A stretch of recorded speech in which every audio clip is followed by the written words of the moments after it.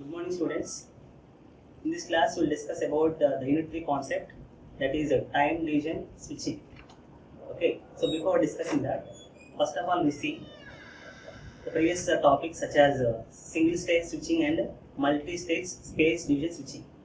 So, some of the drawbacks are there in those switching. So, to overcome these drawbacks, we are moving on to the time division switching. Okay, now coming to the single stage switching.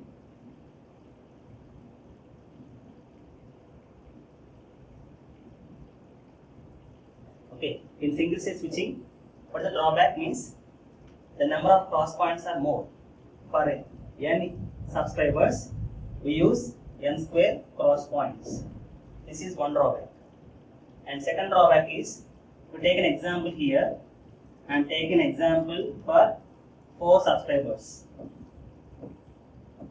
This is A, B, C, D, and this is A, B, C, D. So in case of single stage, the cross points are not shareable. That means here they are going to use fixed cross points for fixed inlet outlet pair. For example, I want to make a call from A to B. In that case, it is going to use the cross point A, B. So this cross point used for establishing connection between A to the B. Similarly, if B want to make a call to A, in that case, it is going to use this cross point. Therefore, the another drawback in this single stage switching is there are fixed cross points for fixed inlet outlet pairs. These cross points are not shareable. And moreover, the third drawback is here there is no alternating paths. Okay, there are no alternating paths from inlet A to B or from any inlet to any outlet. There are no alternating paths. For example, if the switch fails, then A cannot make a call to B because of lack of alternate paths. So these problems are overcome in multi-stage space division switch. As the number of stages increases, the number of cross points reduced. So already come across this point in last unit. As the number of stages increases, we can reduce the number of cross points. And one more thing is, we have multiple alternate paths between 2 stages. For a given inlet to a given outlet, you can have n number of paths are available. Like this. So, this is about drawbacks in single stage and advantages in multi-stage space switch. So, why we are calling it as a space switch means, so once the connection is established, that means if an inlet and outlet is connected for entire duration of conversation. Okay, here this particular path is continuously on for entire duration of conversation. Hence, it is called as space division switch. Okay. So here, in case of multi-stage space division switches, we are going to transmit only analog speech signals. Analog speech signals. Okay. So analog speech signal is possible in case of multi-stage space division switching. But nowadays, we are interested in digital transmission. Okay. So after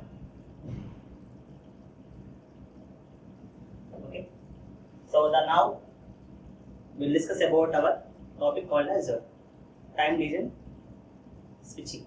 So after introducing digital into these telecommunications, okay, we are going to transmit both analog as well as digital signals on these switches, electronic switches.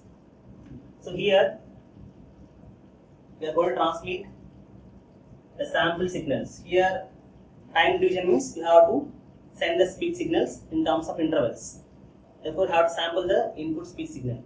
So before it is transmitted, the sampling is done either 2 ways. One is called as PAM or PCM. PAM is pulse amplitude modulation and PCM is pulse coded modulation. So this comes under analog sampling. This comes under analog sampling, whereas this comes under digital sampling.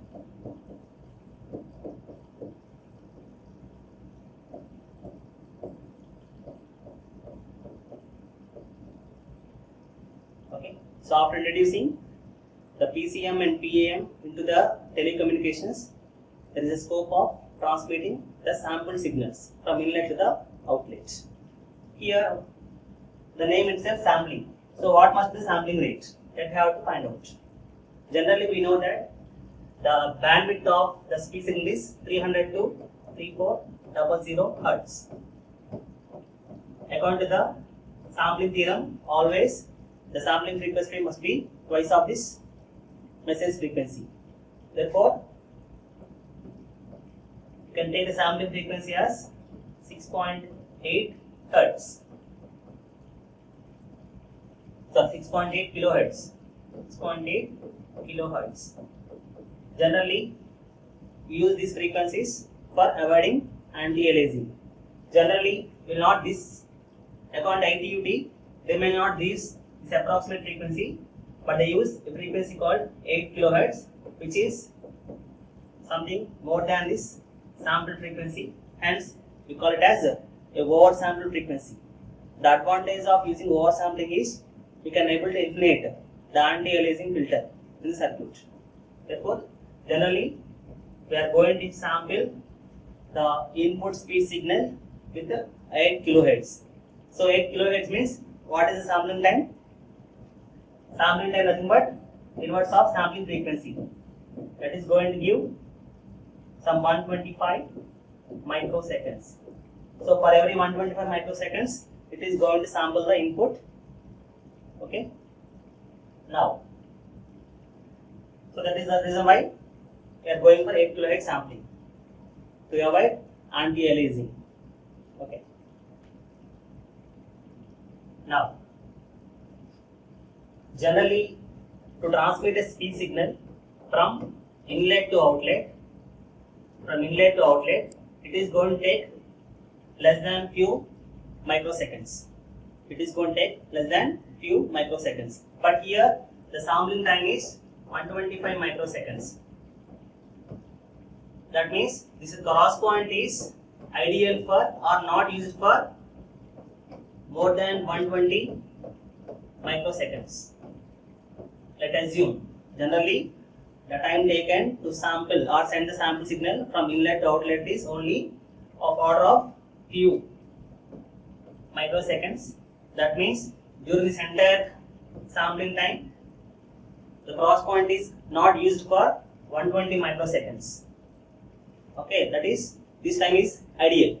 So the main idea here is by using some dynamic control mechanism.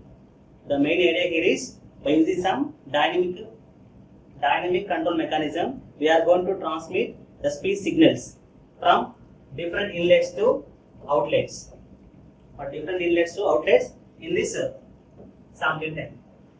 So this is the basic principle behind the operation of time division switching. Okay.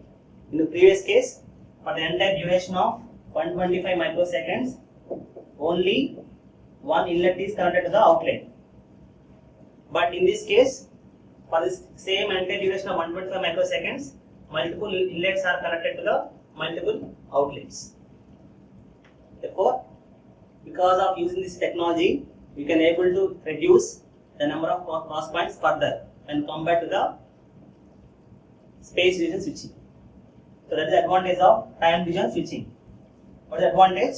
Still, we can able to reduce the number of cross points, okay, in the switching matrix with the help of the time division switching, because here you are sharing a single cross point for multiple inlet outlet pairs with the help of some dynamically control mechanism. Okay. So here we are going to use some dynamic control mechanism so that the number of inlet outlet pairs are connected for this few microseconds. So this type of principle is called as a time division switching principle. Now I'm going to explain a basic time division space switching. Okay. So our idea is you can apply this time division in two ways: time division space switch as well as time division time switch. The moment you see the term space switch means always there should be a dedicated connection between inlet outlet, or you can say it as a physical connection between inlet outlet pair. then I can say that it comes under space switching. If there is no physical connection between inlet to the outlet, then we can call it as a time switching. Clear? This is a basic point you have to remember forever. Space switch means what? Always there is a physical connection between inlet and outlet pair. In case of time switching, there is no physical connection between inlet to the outlet. Okay. So this is one example for basic time division space switching. Okay. So here there are n inlets are there. So n inlets are there and n outlets are there. So these n inlets and outlets are connected to a bus. So this is a bus. Okay. So here, as we said previously, we have to use some control mechanism. So the control mechanism used here is a cyclic control. Okay. The cyclic control is going to connect this inlet to appropriate outlets. So in case of this basic switching, here every ith inlet is having a connection with the ith outlet only. Ith inlet is connected to a ith outlet only. That means here we are not having fully availability concept. That means ith inlet may not use kth outlet. Here every ith inlet is connected to only every ith outlet only. Therefore, there is no scope for choosing a predefined outlet for a given inlet in this mechanism. So here the working principle here is, here are going to use a mod line counter and a K to 24K decoder. So the clocking frequency is nothing but your 8 kilohertz into n you can take, where n is the number of subscribers. This is the clocking frequency. So during this time, whenever the clock initiates, it is the modular encounter increments by 1 and it is going to be a decoder. What is size of decoder means? Always the size of decoder is equal to ceiling function of log 2 to the base, log n to the base 2. It is called a ceiling function. It is not bracket, it is nothing but ceiling function. So this is called a ceiling function. Ceiling function means it is going to choose the minimum integer value inside the bracket. If it is 4.1 means it is going to choose 4. That is called ceiling. Okay, ceiling function. So this is the formula to find out the order of this decoder. Okay. So when based upon this decoder, it is going to choose appropriate inlet to the outlets. Okay. For example, in this case, it will not see the condition whether the inlet is active or not. If it is, even though it is active or inactive, doesn't bother. It is active. For example, this is inactive. So in this case of switching, okay, the circuit will not bother about whether the inlet is active or inactive. That means if we want a call or not, if it is not a call. Got the point? All subscribers are scanned and they are connected to corresponding outlets. Okay, this is a drawback in this method. Okay. Coming to the bus, here you can see two things. Which type of bus we have to use? Whether the bus is a digital bus or analog bus. So we can use, if I am using PAM for transmitting the sample signals, then the bus used is an analog bus. If I am using PCM for sending the speech signals, sample signals, I can use a digital bus. So the type of bus depends upon the type of sampling we used. Either it is an analog bus or a digital bus. And one more point is, you can also, there are two types of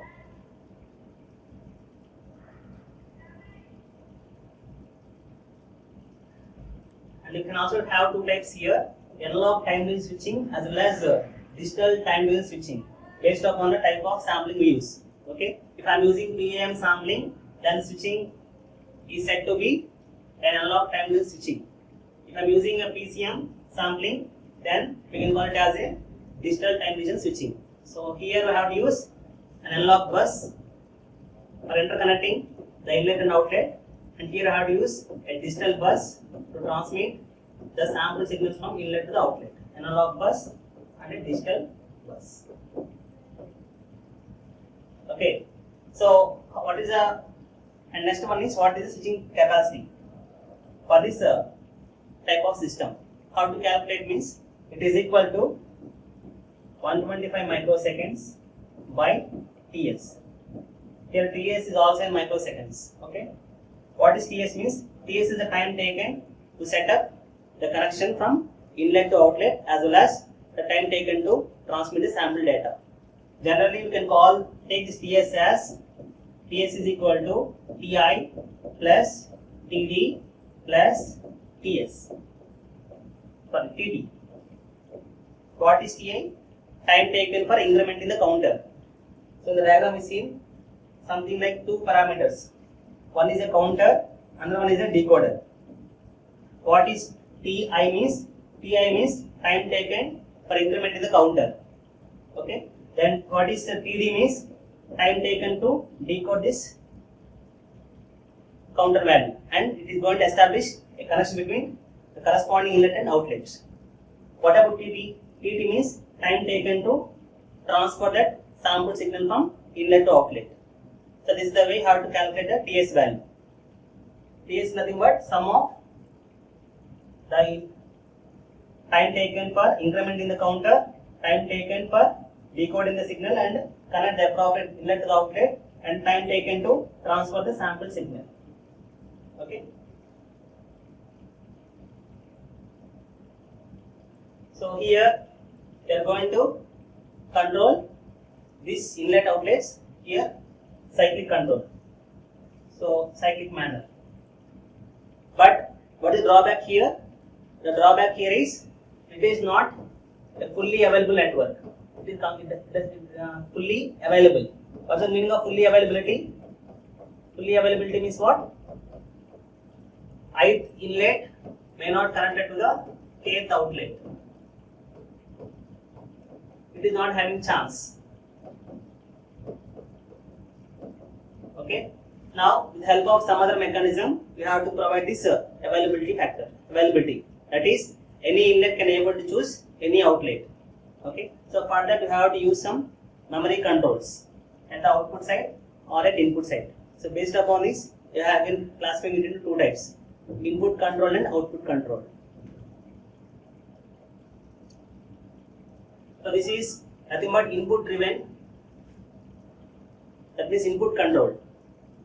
Time division switching system. So here, the idea here is we are going to place some memory along with some address decoders. So what is MER stands for? MER stands for memory address register.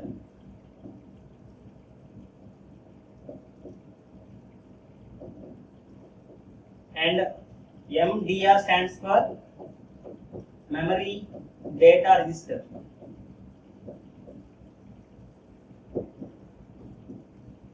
Okay.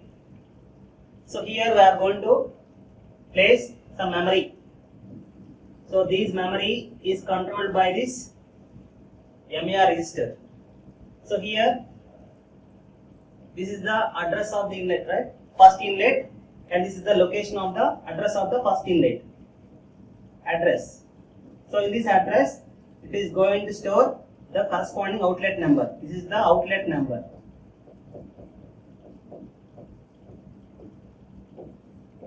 Clear?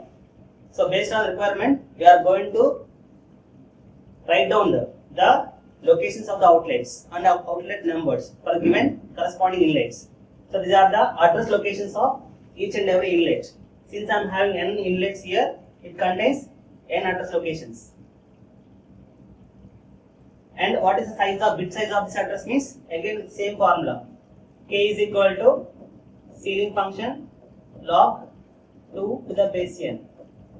This is the size of the decoder as well as the number of address bits. Okay, clear? Okay. So the process is same once again. So whenever we are going to increment by applying the clock. We are going to increment the modulo counter, and it is going to decode the corresponding inlet. At the same time, it is going to choose the appropriate memory location, and based upon that, it is going to send to the address decoder with the help of MTR. So this is going to select the appropriate outlet. So here from the table, you can observe that 1 is connected to 4. So from 1, it is going to connect it to 4. Okay. This is about input driven time division switching system. Okay. So here there is a scope for choosing any outlet by the inlets. This is called as fully availability concept introduced in this by adding some extra blocks here, such as a memory block and some address decoders. Okay.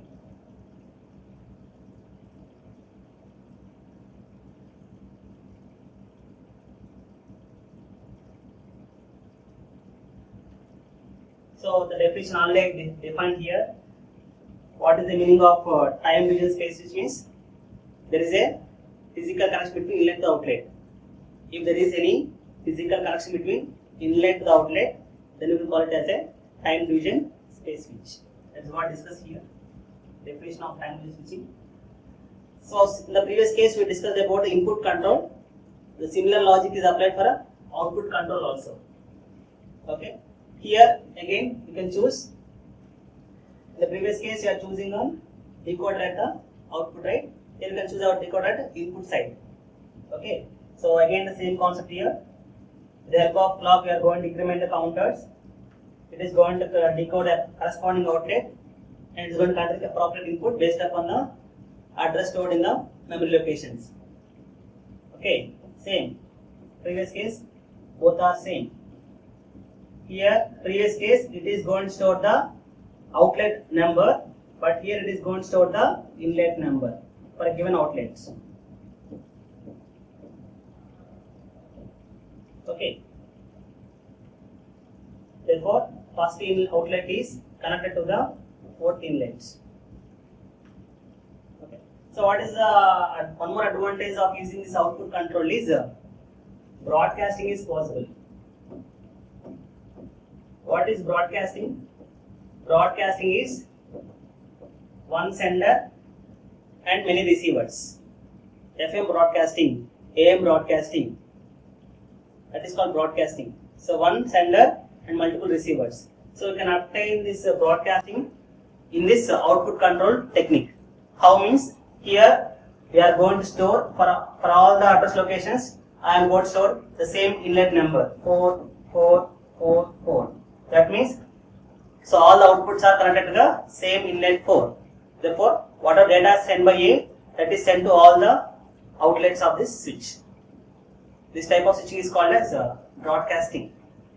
Whereas this broadcasting is not possible in case of input control. Okay. Again the same. Here how to find out the switching capacity. What is the formula of switching capacity? SC nothing but 125 by TS. This is already defined earlier. What is TS? TS means time taken to establish connection as well as time taken to set up as well as to transfer the data or speech samples. So here one more block is added here. What is the block added here? Control memory block is also added here. Therefore, the formula of TS changed here to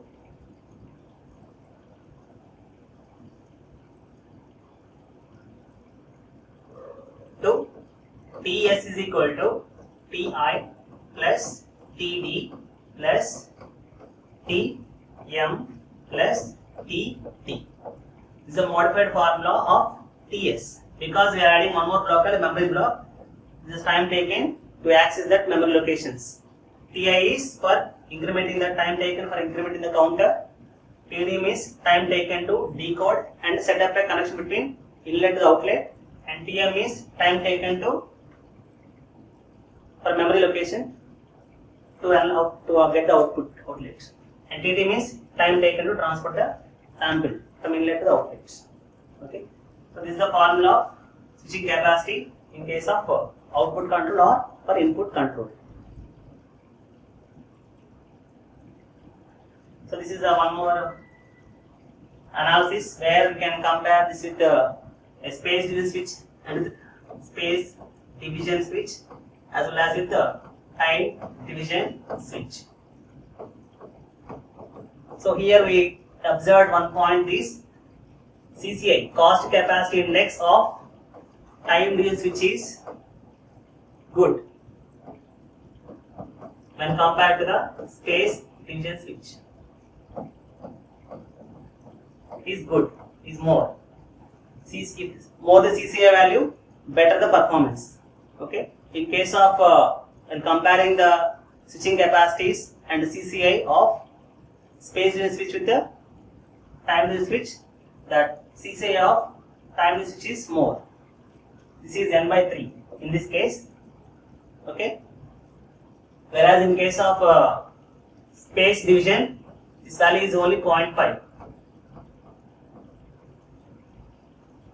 Okay. This is already we discussed in previous classes about how to find CCI of space division switch. So on comparing these two values, you can say that CCI of time division switch is more when compared with the CCI of space division switch. That is the reason why nowadays we are using only this time division switching and compared with the space division switching.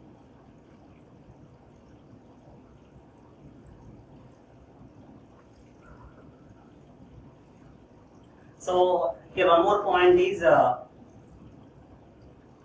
because you are in cyclic control here, even though the subscriber inlet is not active, we are scanning it. Inlet active or inactive, we will scan.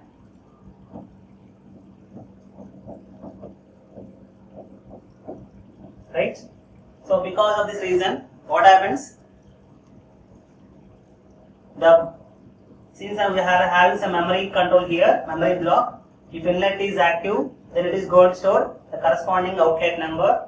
If inlet is inactive, it is going to store a null value or zero value. Okay, even though this is not in use, the system has to scan all the inlets or subscriber lines. Okay, therefore, the number of subscriber strength is less in case of this mechanism, cyclic control mechanism. So to avoid this problem, we are going for the third method called as a generalized method. In the generalized method, we are only treating only the active inlets. We are going to treat only the active inlets. So this is the generalized method. Here we are going to use a control board. One control board. Previous also only one control board, but there are going to use only one control board. So one control board with size k is equal to ceiling function of log 2 to the base n. Whereas in case of this generalized method, the size of this control board is 2k. Nothing but 2 into log 2 to the base n ceiling function. Why 2k means here it should store both the input control board as well as outlet control board. Therefore, the size, the bit size of this, the board size of this memory is twice. So one is for inlets, other for outlets. Okay. So the same idea here is here with the help of these data inputs. Okay. We are going to write the locations of the inlets and outlets in this control memory. To take an example here. So this is the control memory. Okay, contains 2 board size. This is one board and this is another board. So with the help of this read by write inputs and data inputs, we are going to write down the, for example, second outlet, inlet is connected to the fourth outlet. First inlet is connected to the 8th outlet. Like this you can able to give the inputs to the control memory. So whenever you are writing this data input to this control memory, we have to set one bit called as a vector bit. So you have to set this vector bit by saying that that particular location is busy. If this bit is set, then you can say that this particular memory location is busy. Once this connection is terminated, if this connection is terminated, then we have to set this bit as free, so that this next address can be stored in this control boards. Okay, this is the advantage of using this memory control of 2 word size. Therefore, you can use a separate decoder for both inlets and outlets. Therefore, you can able to increase the number of subscribers in this case, because in the previous case all the active as inactive subscribers are scanned, but here only the active inlets are scanned with the help of this data input and read and write operations. Okay.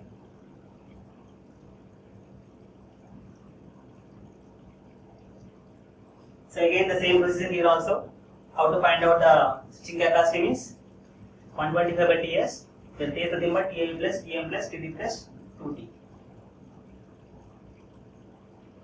And one more point I have to analyze here is one is you can use these folded networks in case of input or output control. What's the meaning of folded networks? Folded network means some of the outlets are connected to the inlets. Clear? You can connect some of the inlets to the outlets. That is called as folded controls. These folded networks are possible in case of input as well as output control circuits. So generally we use these type of circuits to establishing local connections also. So if it is non-folded, we can use them for transit exchanges. So we use non-folded circuits for transit exchanges and folded networks for local connections. So this type of connections is possible in case of input-output control. So how to explain this means, here we can take an example here. So something like I can take second inlet to a 27th outlet. Similarly, a 27th inlet to a second outlet. So with the help of this data read by write or data in, I am going to store the locations of inlets and outlets in the memory locations. So once the controller counter increments, it is going to scan the appropriate addresses. So in the address I can see 2 to 27. So 2 is connected to 27th outlet. Similarly, 27th inlet is connected to the second outlet. Therefore, you can able to connect 2 and 27. Okay. This is possible with the help of this generalized control scheme. Okay. So this is about the basic time division space switching. In the next class we will discuss another concept. Thank you.